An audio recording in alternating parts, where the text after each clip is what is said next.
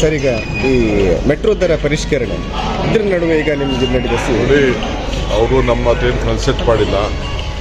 ಅವ್ರಿಗೆ ಅಥಾರಿಟಿ ಇದೆ.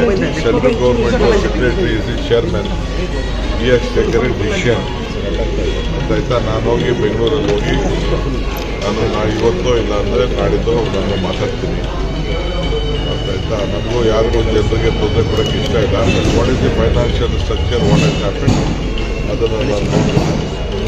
ಸರ್, ಮತ್ತು ಈಗ ಇವತ್ತಿನ್ನೇ ನೀವು ಯಾವ ಪ್ರೋಗ್ರಾಮಿಗೆ ಹೋಗಿದ್ರೆ ಅಲ್ಲಿ ನಿಮ್ಮನ್ನು CM ಆಗಬೇಕು ಅನ್ನೋ ಒಂದು ಆಸೆಯನ್ನು ವ್ಯಕ್ತಪಡಿಸಿದ್ದಾರೆ.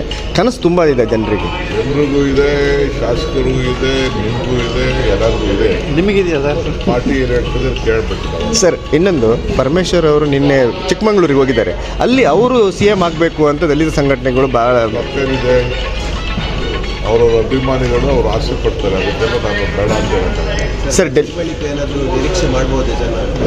ಬಜೆಟ್ ಬಳಿಕ ನಿಮ್ಮ CM ಆಗಿ ಸರ್, ಮತ್ತಷ್ಟು ಸುದ್ದಿಗಳಿಗಾಗಿ ನೋಡ್ತಾ ಇರಿ ಪಬ್ಲಿಕ್ ನ್ಯೂಸ್ 24x7.